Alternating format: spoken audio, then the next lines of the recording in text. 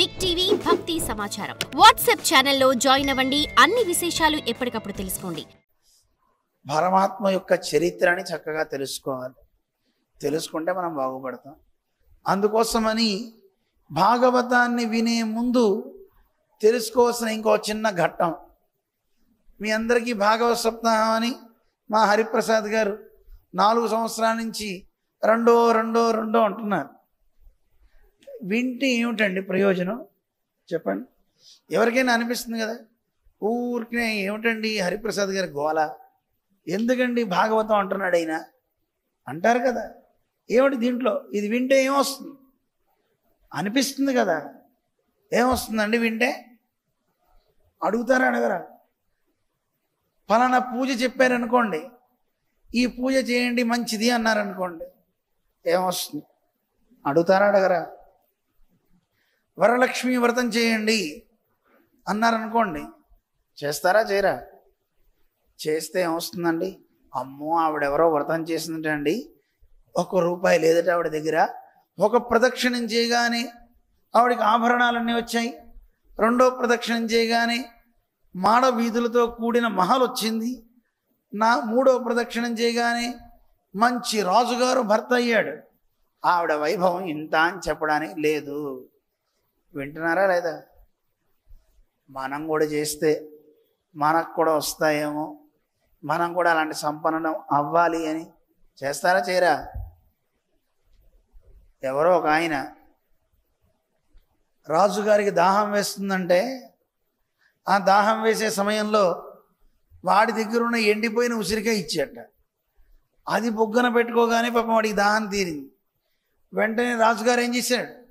నా దాహం తీర్చి నన్ను ప్రాణాలతో ఉండేలా చేసావు గనక తీసుకో అని ఆభరణాలు ఇచ్చాడు. ఎంతతో సరిపోలేదు, నా ప్రాణాన్ని వీడు కాపాడాడు గనక వీడికి అర్ధరాజ్యం ఇచ్చేస్తా అని ఇచ్చేసాట. ఇది విన్న వాళ్ళందరూ రాజ్యంలో ఏం చేశారు? మరుసటి రోజు బస్తాలు ఉసిరికాయలు తీసుకెళ్ళారట. ఎందుకు?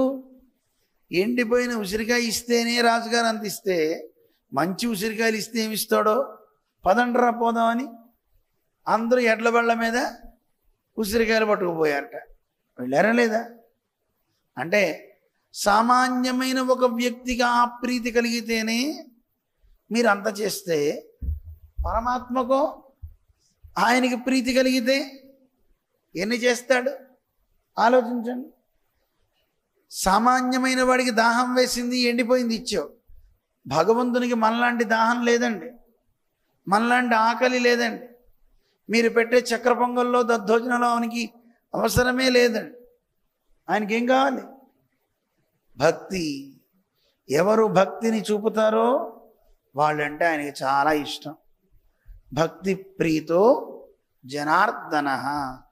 భక్తికి అమ్ముడు పోతాడండి ఆ స్వామి. భక్తికి ప్రీతి చెందుతాడు, ఆనందిస్తాడు. భక్తి క్రీత 2 చెప్పాము మీకు ఇక్కడ. భక్తికి ప్రీతి చెందుతాడు, భక్తికి క్రీతుడు అవుతాడు. క్రీతుడు అంటే అమ్ముడు పోవడం. అమ్ముడు పోవడం అంటే ఏంటి? మీ దగ్గర భక్తి ఉందనుకోండి, ఉంటే ఆ భక్తికి అమ్ముడు పోయి మీకు వచ్చి దాస్యం చేస్తాడు. నీకు కాళ్ళు వత్తాలా, నీకు అంట్లు తోమాలా, ఏ పని చేయమంటావో చెప్పబోయ్ అంటాడు. ఏమండి మరీ అన్యాయం అండి, దేవుడు ఏ పని పడితే ఆ పని చేస్తాడా? చెప్పండి, చేస్తాడు? ఎక్కడైనా చేస్తాడండి. అర్జునుడికి డ్రైవర్గా లేడా? పార్థ సారథి అని పిలిపించుకోలేదా? చేశాడు కదా. అందులో భగవంతుడు ఎంత గొప్పవాడు. నీలో భక్తి ఉందా, నీకు డ్రైవింగ్ చేస్తాడు. డ్రైవింగ్ చేయడం అంటే మాటలు కాదండి. మన కారు తోలినా ఇంకా పర్వాలేదండి, రథం తోలడం చాలా కష్టం అండి. రథం తోలేటప్పుడు ఆ పైన ఉన్నటువంటి ఆ రథికుడు సారథిని కాలుతో కొట్టాలి. కుడివైపు అయితే కుడి కాలుతో, ఎడం వైపు అయితే ఎడం కాలుతో కొడుతూ ఉంటే దాన్ని బట్టి ఆయన తిప్పుతూ ఉంటాడు. చెప్పడం కష్టం. అక్కడ అవతల వాళ్ళతో యుద్ధం చేయాలి, వాళ్ళతో మాట్లాడాలి. మరి వీళ్ళతో ఏం చేయాలి? సారథి కుడివైపు, సారథి ఎడం వైపు. ఎక్కడ చెప్తాడు? ఈ పాదంతో టపా టపా టపా టపా. ఎన్ని తన్నులు తిన్నాడండి అర్జునుడి పాదాలతో? తన్నులే తన్నులు. ఆయనకు అది ఇష్టం. కృష్ణుడు ఎక్కడ బాధపడ్డా? ఛీ, నేనేమిటి రథం తోలడం ఏమిటి అనుకోలే. భక్తి, మీలో ఆ భక్తి ఉందా, మీకు కూడా అలాగే వసుడైపోతాడు. ఈ రథాన్ని ఇది కూడా రథమే, శరీరం కూడా. ఈ రథం మంచిగా వెళ్ళాలా వద్దా? ఎంతమందికి బాగా వెళ్ళాలనుకుంటున్నారు? అందరికీ ఉంది. ఈ రథం మంచిగా వెళ్ళాలి అంటే మనం ప్రేమతో ఆయన్ని చక్కగా అనుకుందాం. అందువల్ల ప్రేమ ఉంటే ఆయన వసుడైపోతాడు. భాగవతం ప్రయోజనం ఏమిటి? వింటే అంటే భక్తి కలుగుతుంది. భక్తిని ఆయనే ఇస్తాడు. భక్తి కలగడమే కాదు, వినాలి వినాలి వినాలి అని ఎంతమందికి కోరిక ఉందో చెప్పండి. చూసారా?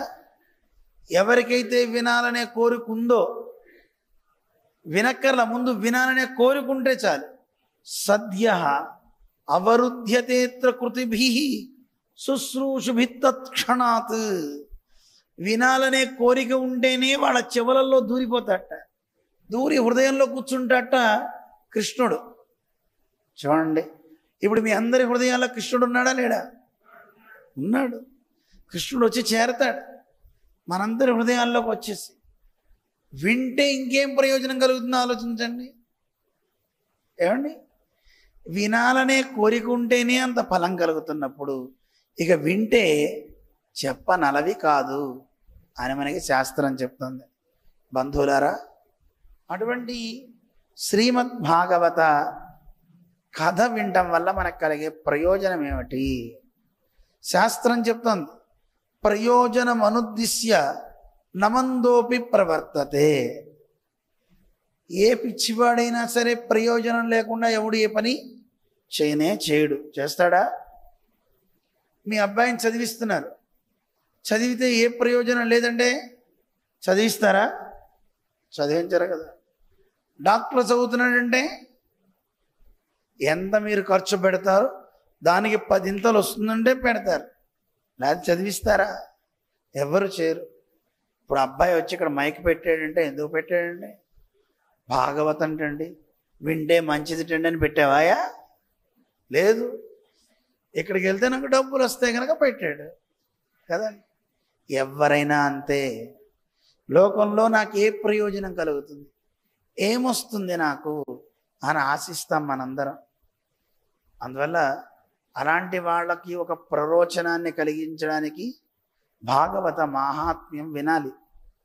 భాగవత వైభవాన్ని కనుక మనం శ్రవణం చేస్తే ఈరోజు దాని వైభవం తెలిసిన తర్వాత ఇంకాస్త మనకి చక్కగా శ్రద్ధ కలుగుతుంది. For more videos like this, subscribe Big TV channel.